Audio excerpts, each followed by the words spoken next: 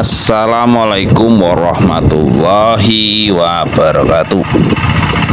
Sahabat tani dan sahabat pecinta tanaman dimanapun Anda berada, kembali lagi di channel DIY Garden Jogja, channel yang membahas tentang dunia flora, dunia pertanian, dan dunia buah-buahan.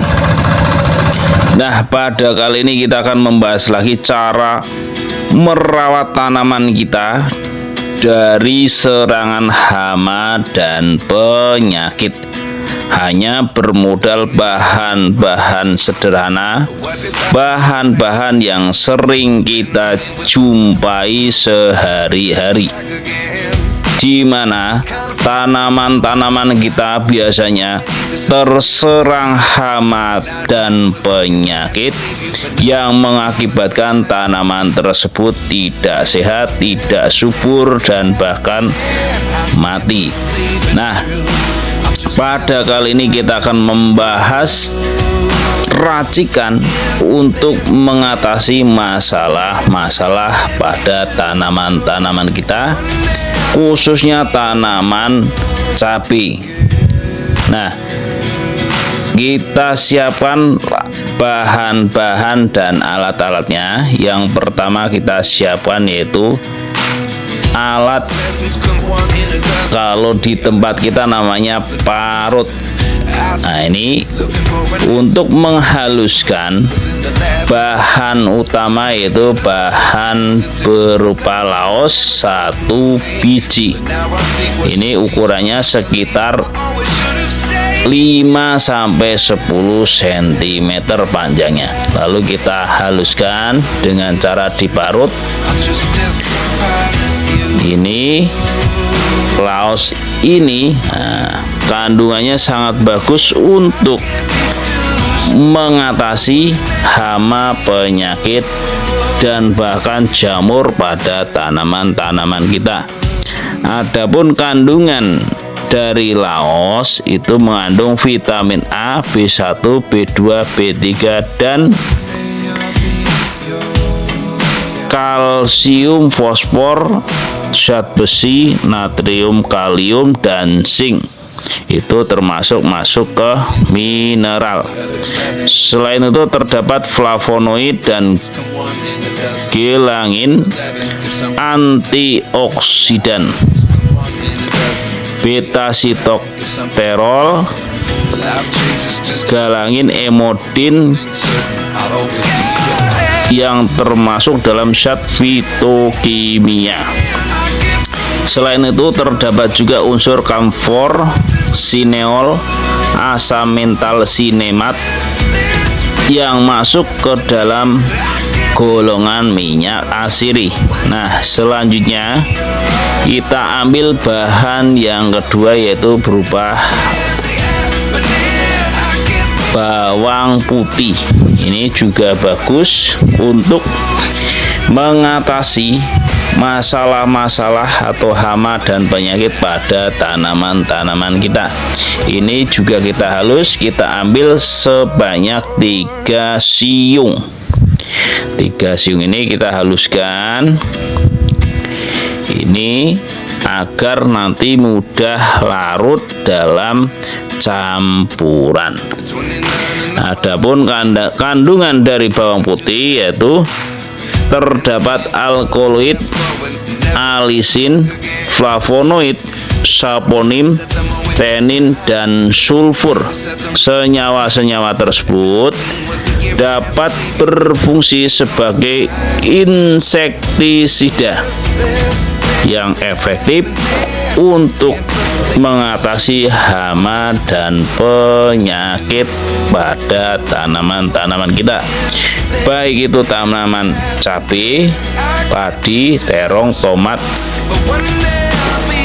ataupun tanaman-tanaman bunga dan tanaman-tanaman tahunan seperti durian, mangga, apel, kelengkeng dan sebagainya. Nah, kita bahas lagi masalah manfaat laos. Kenapa kita menggunakan laos?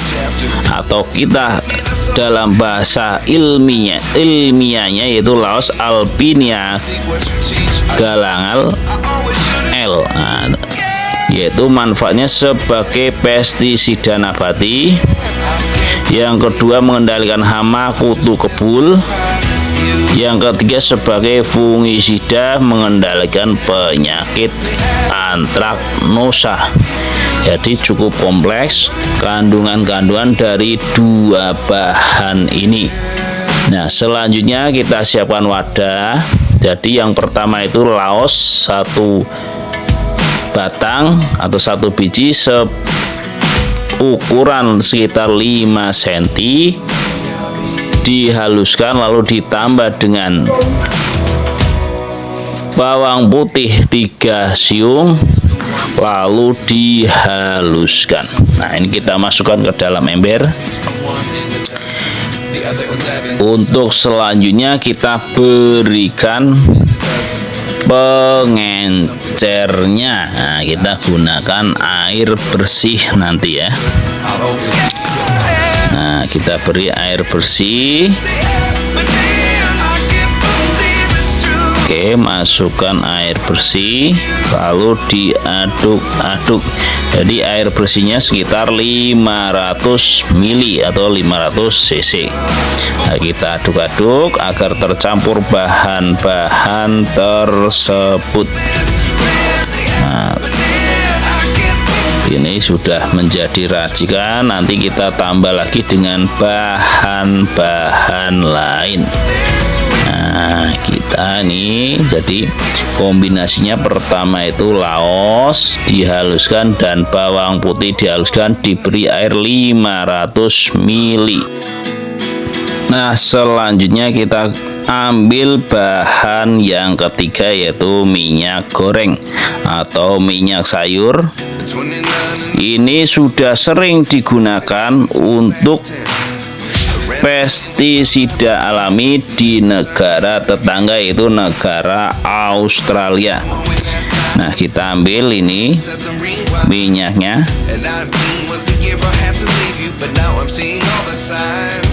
sebanyak 3 sendok makan. Lalu kita aduk-aduk agar tercampur. Nah, adapun fungsi minyak atau minyak sayur ini sebagai pestisida semprot alami yang populer di Australia, sumber Plant Care Today. Nah, minyak goreng sangat efektif bila digunakan melawan serangga pengunyah dan penghisap seperti kutu putih, kutu daun, dan lalat penggerak daunnya. Nah, selanjutnya bahan yang keempat kita gunakan yaitu vanis. Nah, kita buka, ini kita beli harga 1.500 dengan isi 15 ml. Isinya 15 ml, kita masukkan semua. Nah, kita aduk-aduk agar tercampur. Adapun kandungan vanis yaitu terdiri beberapa unsur yang efektif untuk mengusir atau membunuh hama dan penyakit bahkan jamur pada tanaman kita, yang diantaranya itu surfaktan non-ionik, surfaktan anionik, parfum, hidrogen peroksida atau H2O2 sebagai disinfektan. Nah, kita masukkan setelah diaduk-aduk ke dalam botol. Untuk selanjutnya yaitu proses pendiaman selama 24 jam. Nah, kita kocok-kocok lagi agar benar-benar menyatu bahan-bahan tersebut. Lalu kita diamkan selama 24 jam, barulah diaplikasikan besoknya. Nah, untuk cara pengaplikasiannya itu disemprotkan setiap 1 minggu sekali dengan komposisi 10 mili. Racikan ini dicampur dengan air bersih 10 liter. Jadi sangat hemat. Lalu disemprotkan pada tanaman-tanaman kita yang terkena penyakit dan hama, sehingga tanaman-tanaman kita akan subur, hijau royo-royo, berbunga dan berbuah lebat, sehingga petani-petani semua akan sejahtera. Nah,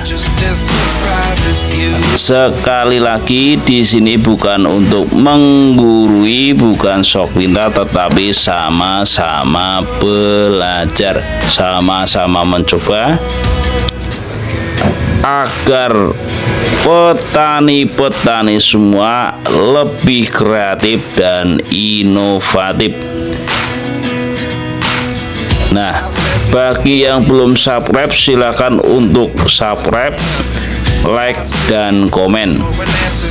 Karena dengan dukungan sahabat semua, maka channel ini semakin berkembang dan bermanfaat bagi berjuta-juta petani di luar sana. Saya akhiri, kurang lebihnya mohon maaf. Wassalamualaikum warahmatullahi wabarakatuh. Salam sukses. BEMS.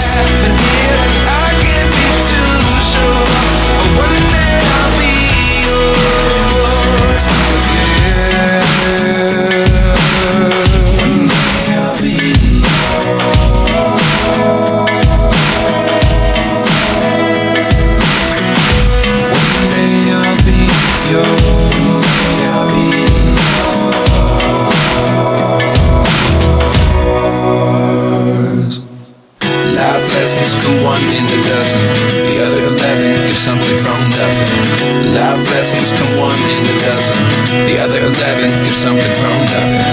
Life lessons come one in a dozen, the other 11 give something from nothing. Life changes, just open the door. One thing's certain, I'll always be yours.